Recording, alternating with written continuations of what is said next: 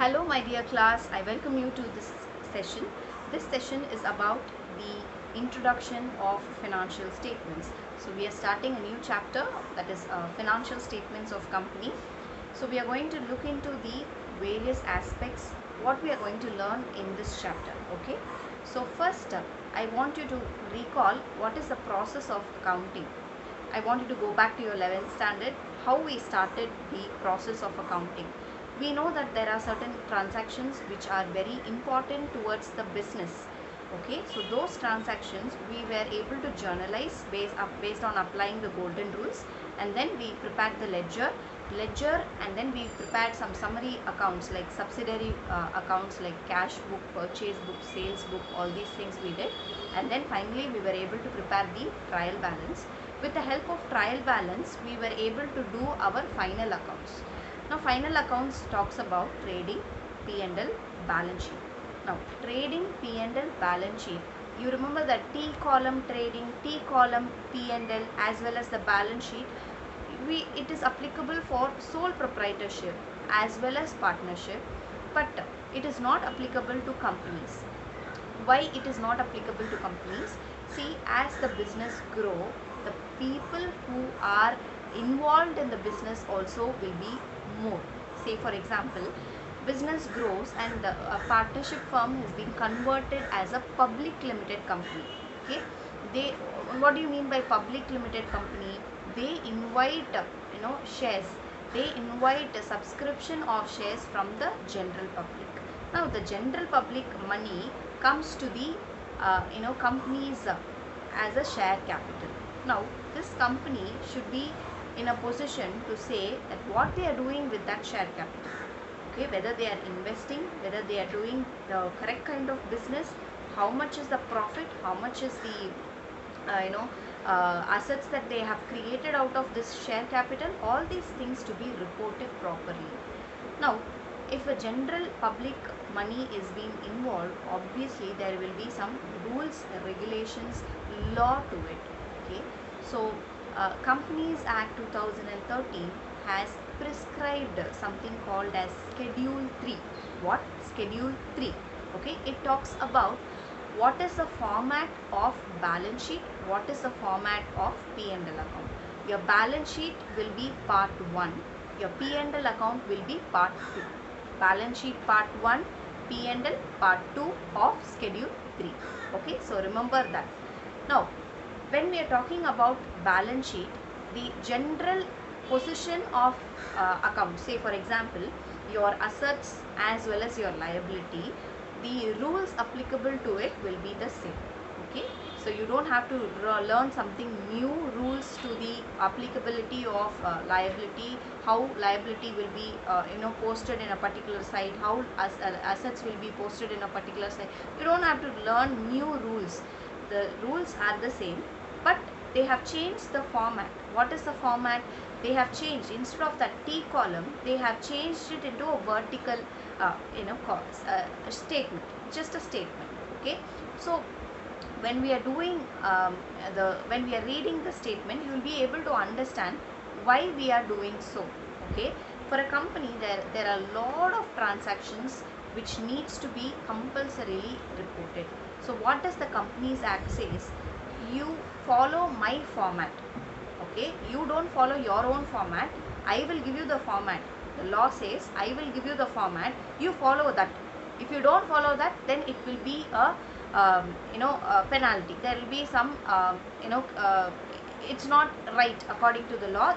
The company will be under penalty, under some sort of action by the SEBI or some sort of company law tribunal or someone like that, who is a regulatory body, mainly Ministry MCA, Ministry of Corporate Affairs. Okay, so they have to compulsorily follow this format. So as I told you, there is a separate format for balance sheet, there is a separate format for P&L. Now we will try to understand that format little later. Before that, I want you to tell you how this particular thing will be done. Okay, each year, the financial year starts from 1st April to 31st March. Within that time period, each year you have that time period, 12 months is there. for each time period a separate balance sheet and a separate P&L account should be prepared. Okay, and the company every year should have something called as annual general meeting.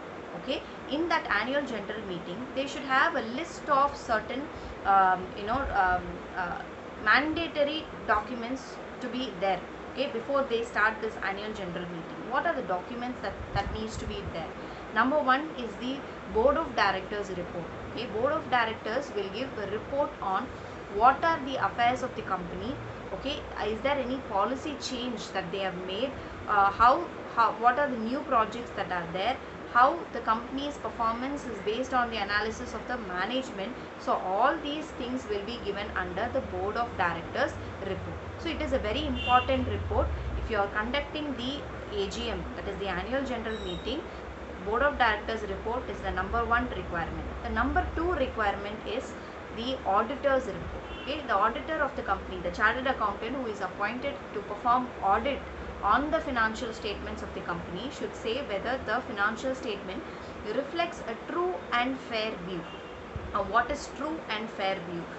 Whether whatever given in the financial statement is as per the law. What is as per the law? It is as per the accounting standards, as per the Schedule 3 prescribed by the Companies Act 2013. So he has to make sure that there is no fraud that is going on in the company. So I want you to observe carefully. Now they are not telling true and correct view. They are not telling that. They are telling what? True and fair view. What is fair?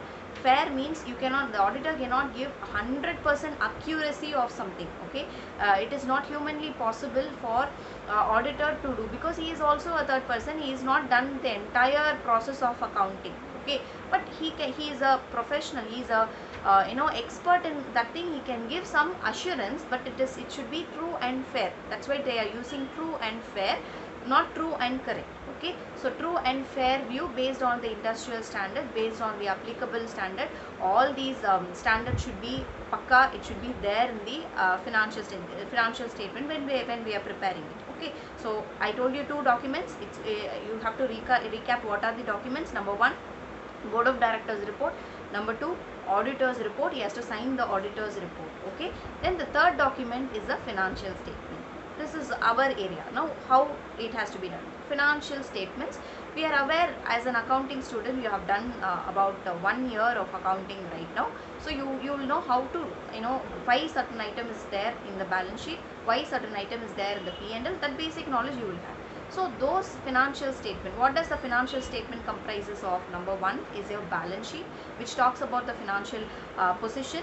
Number two, P&L, financial performance. Number three, cash flow statements. And the complementary to the balance sheet and P&L will be the notes to accounts. Okay, so everything will have a face. Like for example, like human being has a face, everything will have a face. So balance sheet will also have a face, but company's entire transactions cannot be included in one particular balance sheet. Okay, it will run to pages, that's okay, but it cannot be included. Say for example, you have the long-term borrowings. Now long-term borrowings may be like debentures, they may have some borrowings from banks, they may have some borrowings from public deposits, like they may have certain things, they may have borrowings from foreign company, subsidiary company, holding company, associate company.